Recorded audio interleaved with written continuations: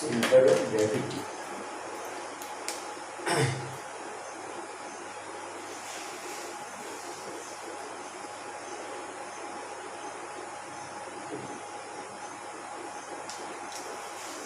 এর আগে যেগুলো পড়ছিলাম সেটা বাংলায় বলছিলাম ভর কেন্দ্র। তো ভর বলতে আমরা কি বুঝি না, কোনো একটা বস্তুর মধ্যে যতটা পরিমাণ জড় পদার্থ থাকে সেটা ছিল তার ভর। আর সেই ভরগুলো অর্থাৎ একটা বিস্তৃত বস্তুর ক্ষেত্রে যদি আমরা দেখি, তাহলে সেই বিস্তৃত বস্তুর ভরটা যে পয়েন্টে আমরা কনসিডার করেছিলাম যে সেখানে সেটা কনসেন্ট্রেট হয়ে আছে, সেটা ছিল তার ভর কেন্দ্র। এখন এরপর ভার কেন্দ্রের কথাটা যদি দেখো, একটা বস্তুর ভার বলতে আমরা কি বুঝি না, ভার বলতে বুঝি যে বস্তুটাকে পৃথিবী যে পরিমাণ বল দিয়ে নিজের কেন্দ্রের দিকে টানছে সেটা হচ্ছে তার ভার। এখন তার মানে এটা যদি বস্তুর এম যদি ভর হয়, এটাকে জি যদি অভিকর্ষজ ত্বরণ দিয়ে নিচের দিকে টানে, তাহলে এর ভার বা ওজন আমরা বলি এমজি। ঠিক আছে, এখন এইবার ধরো একটা আমি এরকম, এটা আমরা একটা সিমেট্রিক্যাল শেপে নিয়েছিলাম, এরকম ধরো একটা আরবিটারি শেপের একটা বিস্তৃত বস্তু নিয়েছি। তা আমরা যদি যেমন ওর ভরগুলোকে যেমন আমরা পয়েন্ট মাস বা বিন্দু ভর হিসেবে আমরা কনসিডার করছিলাম কার ক্ষেত্রে না, যখন একটা বিস্তৃত বস্তুর ভর নিচ্ছিলাম, যখন আমরা সেন্টার অফ মাস নির্ণয় করছিলাম, তখন আমরা ওকে বলছিলাম যে ওর M1 M2 M3 এরকম করে সমস্ত ভরগুলো ছড়িয়ে রয়েছে।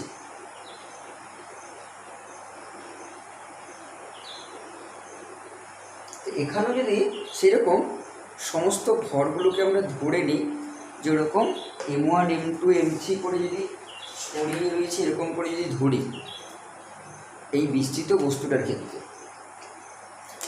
তার মানে এখানে ধরো M1 M2 M3 M4 এরকম করে সবাই ডট ডট করে আমরা যদি ভাঙি, তাহলে এরকম ছোটো ছোটো ভরগুলো সবাই ছড়িয়ে দিয়েছে। এখন এই পয়েন্ট মাসটাকে পৃথিবী টানছে, তাহলে এখানে M1G এই বস্তুটার মানে এই পয়েন্ট মাসটার ওয়েট, M2G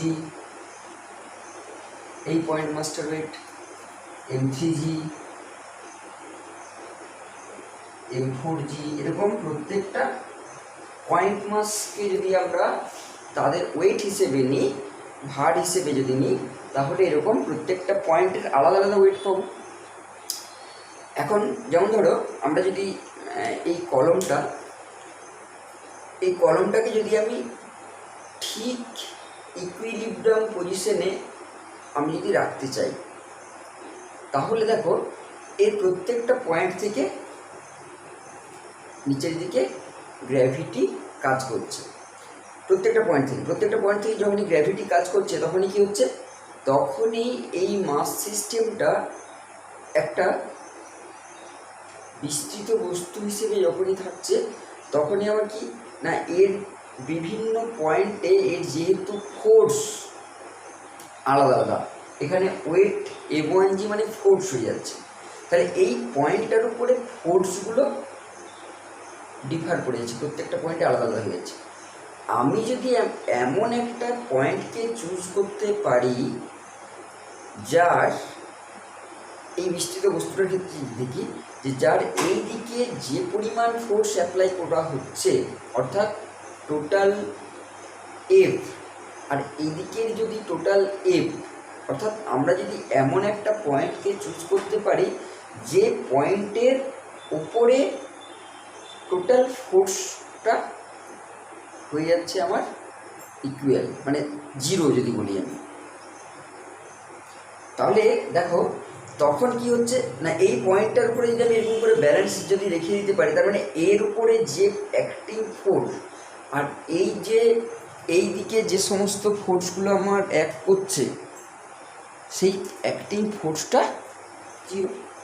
তাহলে দেখো আমরা যদি এইখানে এমন একটা পয়েন্টকে যদি আমি চুজ করতে পারি যে এখানে যতগুলো ফোর্স অ্যাপ্লাই হচ্ছে সেই ফোর্সগুলোর সাম যা, আর আমি যদি এর উপরে এমন একটা পয়েন্ট দিতে পারি যে পয়েন্টটার ফোর্স সমান, তাহলে কি হবে, এই পয়েন্টটা অর্থাৎ এদের যে m1 ইন্টু জি, m2 ইন্টু জি, এগুলোর যদি সাম করি, সেই সামগুলোর যা, আর আমি এখানে যদি একটা এমন পয়েন্ট, ওখানে ফোর্স দিচ্ছি মানে আমি একটা পয়েন্ট মাস এমনভাবে সিলেক্ট করছি যে সিলেকশনটা হবে কি, যে সিলেকশনটা হবে এই যে টোটাল মাস সিস্টেম তার মাস ইন্টু গ্র্যাভিটি, অর্থাৎ তার যে ফোর্স সেই ফোর্সটার সাথে সমান হবে, ওয়েটটার সাথে সমান হবে। তাহলে কি, তার মানে আমি যদি ধরো এরকম বলতে পারি যে এম ইজ দ্য মাস, যেটা আমরা কনসিডার করছি, তাহলে সেই কনসিডার করা মাস ইন্টু গ্র্যাভিটি, সেইটা সমান কি হয়ে যাবে,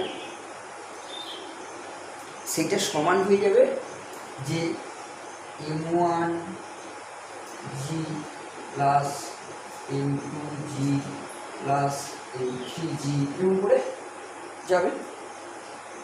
এখন এবার দেখো এইটার যদি এবার পজিশন হিসেবে দেখি, তাহলে আমরা যদি একটা কোনো রেফারেন্স থেকে দেখি, রেফারেন্স থেকে দেখলে আমরা কী পাবো না, রেফারেন্স থেকে দেখলে আমরা এর পজিশন ভেক্টরটা ধরো এই রেফারেন্সের সাপেক্ষে এইটাকে বলছি আর, আর এইগুলোকে বলছি R1 R2 R3 R4, এরকম করে ইন্ডিভিজুয়ালি নিচ্ছি। তাহলে এর ক্ষেত্রে আমরা যখন সেন্টার অফ মাস নিচ্ছিলাম, তাহলে সেন্টার অফ মাস যখন আমরা নির্ণয় করছিলাম তখন আমরা কী বলছিলাম যে এই সেন্টার অফ মাসটা যদি আর ভেক্টর দিয়ে ফিল করি, তাহলে summation of MI R I divided by summation of MI. তো এখানেও আমরা কি করছি, এখানে এই যে এই বিস্তৃত বস্তুটার সেন্টার অফ মাস যদি আমরা এখানে ধরে নিই, তাহলে এখানে সেরকম সেন্টার অফ মাসটার যদি আমি অ্যাক্সিলারেশন দিয়ে গুণ করি, তাহলে তখন কী হয়ে যাবে না, এইটা যদি আমরা ধরে নিই যে সেন্টার অফ মাসটা এই পার্টিকুলার পয়েন্টটাতে, তাহলে এইটা ইন্টু আর ইন্টু জি, তাহলে এখানেও তখন R1 R2 R3 এই বিষয়টা চলে আসবে। তাহলে তখন কী হয়ে যাবে, তখন আমি যদি ওই আর ভেক্টরটা, অর্থাৎ এটা তখন কি না, এটা তখন সেন্টার অফ গ্র্যাভিটি, যেহেতু আমি এখানে জি একটা ফ্যাক্টর গুণ করছি, তখন এটাকে আমি বলছি ম্যাথমেটিক্যালি যে এটা হচ্ছে সেন্টার অফ গ্র্যাভিটি, এবং সেই সেন্টার অফ গ্র্যাভিটির পজিশনটা কী হয়ে যাবে তখন না, summation of M I R I into G divided by summation of M I into G. ভালো করে লক্ষ্য করে দেখো যে আমরা যখন সেন্টার অফ মাস করছিলাম, সেন্টার অফ গ্র্যাভিটির ক্ষেত্রেও কিন্তু সেই এমআইআরআই রয়েছে, এখানে শুধু একটা জি ফ্যাক্টর গুণ হয়ে গেছে। অর্থাৎ সেন্টার অফ মাসটাকে তুমি যদি গ্র্যাভিটি দিয়ে যদি গুণ করো, তাহলে আমার এখানে দাঁড়াচ্ছে যে সেন্টার অফ গ্র্যাভিটিটা। কিন্তু এই যে গ্র্যাভিটিটা, এই গ্র্যাভিটিটা আবার সবসময় একরকম নয়, অর্থাৎ এই জি এর ভ্যালুটা, গ্র্যাভিটি মানে অ্যাক্সিলারেশন ডিউ টু গ্র্যাভিটি যেটা, সেই অ্যাক্সিলারেশন ডিউ টু গ্র্যাভিটিটা যেহেতু সমান নয় সব জায়গায়, সেক্ষেত্রে আমরা সেন্টার অফ মাসটাকে ওই গ্র্যাভিটির যে পয়েন্ট সেটাকে আমরা সেন্টার অফ মাসের পয়েন্ট সবসময় বলতে নাও পারি। তাহলে এখানে দেখো জি ফ্যাক্টর যেহেতু রয়েছে, তাহলে মানে জি ডিপেন্ডেন্ট। যদি এই জি ফ্যাক্টরটা না থাকতো তাহলে আমরা বলতে পারতাম যে সেন্টার অফ মাস আর centre of gravity same position এখানে। কিন্তু ধরো আমি একটা এমন বৃহদাকৃতির বস্তু নিলাম, আমরা ধরো যদি বলি যে হিমালয় পর্বতমালা একটা বস্তু হিসেবে যদি আমরা বিস্তৃত বস্তু হিসেবে যদি কল্পনা করি, তাহলে হিমালয় পর্বতমালা যদি বিস্তৃত বস্তু হিসেবে কল্পনা করি, সেক্ষেত্রে কি না, সেক্ষেত্রে ধরো একটা বিস্তৃত এরিয়া জুড়ে আমরা জানি, যদি আমরা গ্রাউন্ড থেকে ধরি, তাহলে গ্রাউন্ড থেকে এরকম একটা বিস্তৃত এরিয়া জুড়ে একটা বস্তু। এবার ধরো আমরা জানি যে হাইট চেঞ্জ হলে গ্র্যাভিটি চেঞ্জ হয়, মানে acceleration due to gravity change হয়। পজিশন অনুযায়ী তাহলে ধরো এইখানে একরকম G1, একটাই বস্তু, বস্তুটা সেম, এখানে ধরো আরেক রকম G1, তাহলে কিন্তু আমাদের এই সেন্টার অফ মাসের পজিশনটা আর সেন্টার অফ গ্র্যাভিটির পজিশনটা একরকম হবে না। বিস্তৃত বস্তুর ক্ষেত্রে হবে না, কেন বললাম না, যেহেতু এখানে G1 আর এখানে G2, মানে এরকম যদি আমি বিভিন্ন পয়েন্ট নিই, তাহলে G ফ্যাক্টরটা যেহেতু চেঞ্জ হয়ে যাচ্ছে, তাহলে এখানে সেন্টার অফ গ্র্যাভিটি এবং সেন্টার অফ মাসটা একরকম হবে না। কিন্তু যদি আমরা ছোট বস্তু বলতে কীরকম না, যদি আমার এমন একটা বস্তু হলো যার গ্র্যাভিটিটা সমান, অ্যাক্সিলারেশন ডিউ টু গ্র্যাভিটিটা সেই বডিটার মধ্যে সব জায়গাতে সমান আছে, এই যে বস্তুটা নিয়েছিলাম এর মধ্যে সব জায়গাতে আমরা জি হিসেবে কল্পনা করে নিচ্ছি। আমরা যদি এমন একটা বড় বস্তু নিলাম, কিন্তু বড় বস্তু নিলাম যেটা, সেটা কি, সেটা তার সেই ক্ষেত্রের মধ্যে তার জিটা সমান। আমরা ধরো একটা খুব বড় বিল্ডিংয়ের সেন্টার অফ গ্র্যাভিটি যদি দেখতে যাই, তার মানে খুব বড় বিল্ডিং যতই বড় হোক না কেন, সেটার অ্যাক্সিলারেশন ডিউ টুটা হয় গ্র্যাভিটি যেটা, সেটা হয়তো বিভিন্ন পয়েন্টে বিভিন্ন হবে না। এবারে যদি আমরা ধরো একটা ভূপৃষ্ঠ থেকে 10 কিলোমিটার উপর পর্যন্ত যদি আমরা একটা বিল্ডিং বানাই, 10 কিলোমিটার, 500, 200 মিটার, 100 মিটার না, 10 কিলোমিটার, সেক্ষেত্রে আমাদের তখন কী হতে পারে, তখন তার গ্র্যাভিটিটা একটুখানি চেঞ্জ হতে পারে, যার জন্য তখন তার মানে অ্যাক্সিলারেশন ডিউ টু গ্র্যাভিটিটা চেঞ্জ হতে পারে, সেক্ষেত্রে তার সেন্টার অফ গ্র্যাভিটিটা চেঞ্জ হতে পারে। কিন্তু এই ধরনের যতক্ষণ পর্যন্ত না এর অ্যাক্সিলারেশন ডিউ টু গ্র্যাভিটি বিভিন্ন পয়েন্টে বিভিন্ন না হচ্ছে, ততক্ষণ এটা যেমন বিভিন্ন পয়েন্টে বিভিন্ন, এখানে আমি যেটু বলছি, এখানে যেমন বলছি, এটা হিমালয় পর্বতমালা একটা বিস্তৃত এরিয়া, তার হাইট, লেংথ, সেখানে বিভিন্ন পজিশনে গ্র্যাভিটিটা একটুখানি চেঞ্জ হয়ে যায়। তাহলে যেহেতু একটুখানি গ্র্যাভিটিটা চেঞ্জ হয়ে যাচ্ছে, তাহলে আমরা এখানে যেহেতু দেখছি ম্যাথমেটিক্যালি যে এই জি ফ্যাক্টরটা, দেখো আমরা যদি এমনি শুধুমাত্র এইরকম করে দেখি যে এই যে জি ফ্যাক্টরটা, that is the constant for a particular zone বা এরিয়া, বা একটা বিস্তৃত বস্তুর ক্ষেত্রে যদি বলি ফর এ মাস, তাহলে দেখো এই জিটা ক্যান্সেল যদি করে দিই, তাহলে দেখো সেন্টার অফ গ্র্যাভিটি আর সেন্টার অফ মাস এই দুটোর পজিশন ভেক্টরটা দেখো একটাই থাকছে। সেন্টার অফ মাসের ক্ষেত্রেও দেখো হচ্ছে summation of MI R I by summation of MI, centre of গ্র্যাভিটির ক্ষেত্রেও থাকছে summation of MI R I by MI, যদি আমি জি ফ্যাক্টরটা না নিই। জি ফ্যাক্টরটা কখন আসছে, যদি আমি গ্র্যাভিটি নিই তখনই জি ফ্যাক্টরটা আসছে। এবারে জি ফ্যাক্টরটা কখন পরিবর্তনশীল হচ্ছে, যদি একটা বস্তুর মধ্যেই যদি 2 জায়গায় 3 জায়গায়, মানে বিভিন্ন জায়গায় যদি তার গ্র্যাভিটিটা বিভিন্ন রকম হয়, তাহলে তার সেন্টার অফ মাসের পজিশন এবং গ্র্যাভিটির পজিশন চেঞ্জ হয়ে যাবে।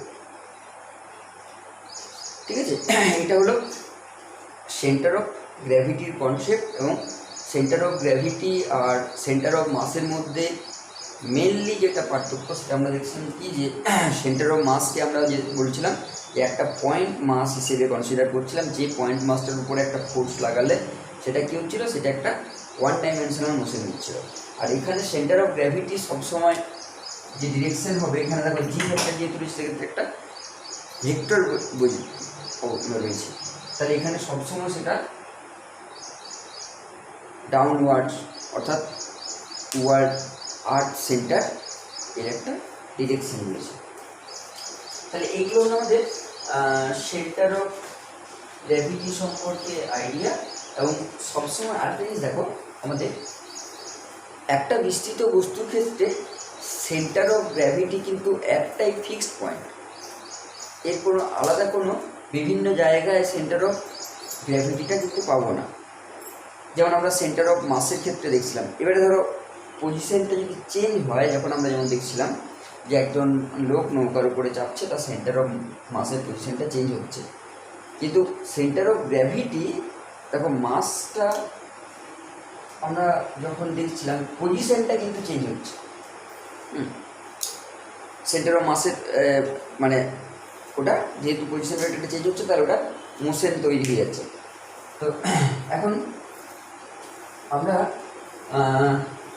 যদি এবার মাস আর গ্র্যাভিটির ক্ষেত্রে আমরা যদি বলি যে কোনটা বেশি গুরুত্বপূর্ণ, দেখো একটা কোনটা অভিন্ন আর কি, যে আমি এরকম করে বলি। দেখো একটা বস্তুর ক্ষেত্রে যেহেতু অ্যাক্সিলারেশন ডিউ টু গ্র্যাভিটি অর্থাৎ জি ফ্যাক্টরটা রয়েছে, সেক্ষেত্রে আমরা বলবো যে অ্যাক্সিলারেশন ডিউ টু গ্র্যাভিটির জন্যে আমাদের সেন্টার অফ গ্র্যাভিটি কোনো কোনো জায়গায় থাকতেও পারে, সেন্টার অফ গ্র্যাভিটি আবার নাও থাকতে পারে। যেমন ধরো আমরা দেখেছি যে যদি আমাদের এই অভিকর্ষ ক্ষেত্রের বাইরে চলে যাই, বা মহাকর্ষ ক্ষেত্রের বাইরে না, অভিকর্ষ ক্ষেত্রের বাইরে যদি আমরা চলে যাই, তাহলে সেখানে একটা বস্তুর ওজন কী হয়ে যায়, শূন্য হয়ে যায়, মানে ভারহীন হয়ে যায়। মহাকাশে যখন আমাদের কোনো বস্তুকে নিয়ে যাওয়া হচ্ছে, সেটা ভারহীন হয়ে যাচ্ছে। যেহেতু ভারহীন হয়ে যায়, তার মানে মাস লেস যদি হয়ে যায়, মাস লেস হয়ে যাওয়ার মানেটা কি, তার মানে এই বডিটা মাসলেস হয় কি ওয়েটলেস হয়। এখানে মাসলেস কখনোই হয় না, বডিটা ওয়েটলেস হয়। তার মানে এটা কি, মাসলেস হওয়া আর ওয়েটলেস হওয়ার মধ্যে পার্থক্য রয়েছে। মাসলেস হওয়া মানে তার কোনো ভর থাকছেই না, কিন্তু সেটা তো হয় না। আমি একটা বডিকে এখানে আমি ওজন করলাম 5 কেজি, আমি মহাশূন্যে নিয়ে গেলাম, সেটা তার কোনো ওজন পাচ্ছি না, তার মানে সেটা কি মাসটা থাকছে না, মাসটা থেকে যাচ্ছে, মাস কনস্ট্যান্ট রয়ে যাচ্ছে। তাহলে এখানে তখন তার মাসটা কি রয়েছে, মাসটা রয়ে যাচ্ছে কনস্ট্যান্ট, কিন্তু এর যে ওজন এমজি, সেটা তখন 0 হয়ে যাচ্ছে, কারণ ওখানে এই জি ফ্যাক্টরটা থাকছে না। তাহলে দেখো এখানে সেন্টার অফ গ্র্যাভিটিটা যদি আমরা দেখতে চাই, centre of gravity M into G, তাহলে এখানে এম ইন্টু জি যদি হয়, তার মানে মহাশূন্যে আমার কী হতে পারে, মহাশূন্যে আমার ওই সেন্টার অফ গ্র্যাভিটি আমি নাও পেতে পারি, কিন্তু সেন্টার অফ মাস অবশ্যই থাকবে। তাহলে আমাদের এই জন্যেই বলা হচ্ছে যে সেন্টার অফ মাসটা হচ্ছে বেশি আমাদের একক আর কি, মৌলিক যেটা।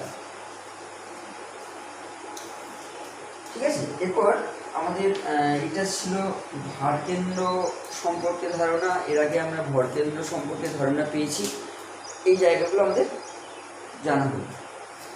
এবার দেখো আমরা এর আগে মোমেন্ট অফ ফোর্স, বলের দ্বন্দ্ব, এই জায়গাটা নিয়ে পড়েছি।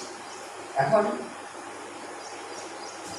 যদি ধরো একাধিক বল কোনো বস্তুর উপরে ক্রিয়াশীল, একাধিক বল অর্থাৎ 2, 3, 4 এরকম ধরনের যদি একাধিক বল প্রযুক্ত হয় কোনো একটা বস্তুর উপরে, তাহলে আমরা যদি সেটাকে ভেক্টরিক্যাল বিষয়টাকে আমরা যদি দেখি, অর্থাৎ আমরা তখন তার রেজাল্টেন্ট যে ফোর্সটা, আমরা এখানে বল নিয়ে দেখছি, যখন আমরা ভেক্টরে করেছিলাম তখন আমরা শুধু বল ছাড়াও আরও অনেক কিছু, যে কোনো ভেক্টরের ক্ষেত্রে আমরা সেটা রাশির ক্ষেত্রে যেগুলো আমরা নিয়েছিলাম। আমরা এখন যদি শুধু বলের ক্ষেত্রে দেখি, অর্থাৎ আমরা যদি বলের সাম্যাবস্থার অবস্থা দেখি, বলের সাম্যাবস্থা, তার মানে সেটা কি না, একটা বস্তুর উপরে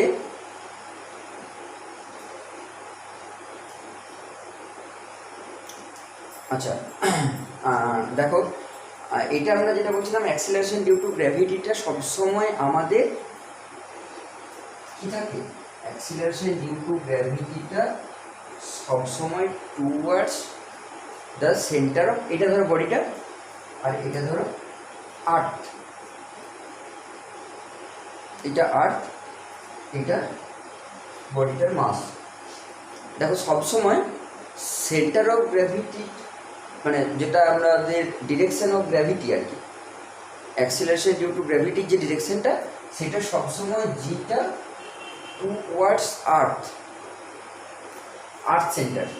তাহলে এই বডিটাকে আমি যে কোনো জায়গায় রাখি না কেন সবসময় ওর সেন্টার অফ গ্র্যাভিটির যে ডিরেকশনটা মানে অ্যাকচুয়ালি ওয়েটের ডিরেকশন, সেন্টার অফ গ্র্যাভিটির ডিরেকশন বলতে ওয়েটের ডিরেকশন। সেন্টার অফ গ্র্যাভিটিটা আমরা কি বলছিলাম যে সেটা একটা পজিশন, সেটা একটা পজিশন ভেক্টর, যে পজিশনটা কী করবে, যে পজিশনটা সমস্ত তার ভারটাকে একটা পয়েন্টে সেন্ট্রিক করছে, এটা আমাদের এটা কনসিডারেশন।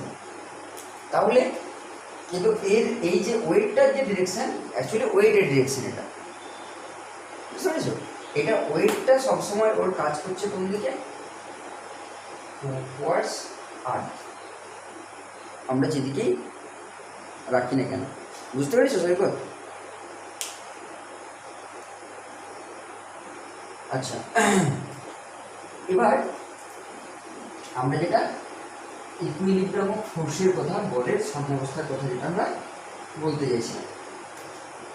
হ্যাঁ,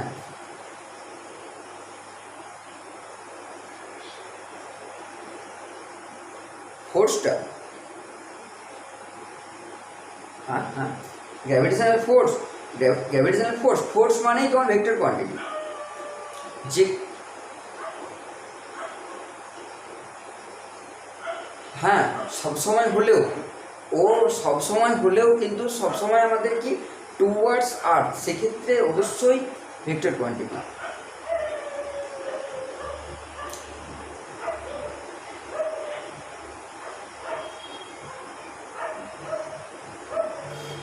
ডাইরেকশনটা তড়িৎ প্রবাহের ক্ষেত্রে বিষয়টা আলাদা। তড়িৎ প্রবাহের ক্ষেত্রে ডাইরেকশন থাকলেও সেখানে আমাদের ভেক্টর সাম রুল কাজ করে না।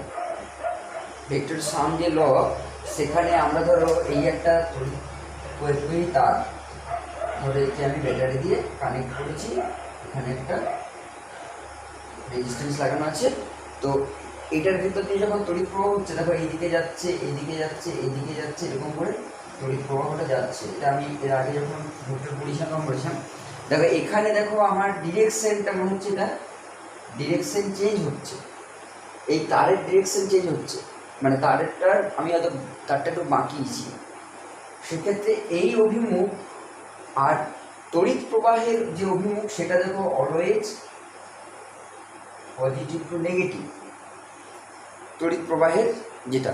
কিন্তু এইটা এই যে আমাদের এখানে যদি দেখি যে এখানে কখনোই এখানে তড়িৎ প্রবাহটা I1, এখানে I2, এখানে I3, এখানে I4 এরকম হয়ে যায় না, অলওয়েজ আর। যেহেতু এইখানে যদি আমাদের ভেক্টর যদি হতো তাহলে কি হতো, এর এখানে যখনই ডিরেকশন চেঞ্জ হয়ে যাচ্ছে, এখানে I1 is a vector, I2 is a vector, I3 is a vector, I4 is a vector, এরকম করে হতো।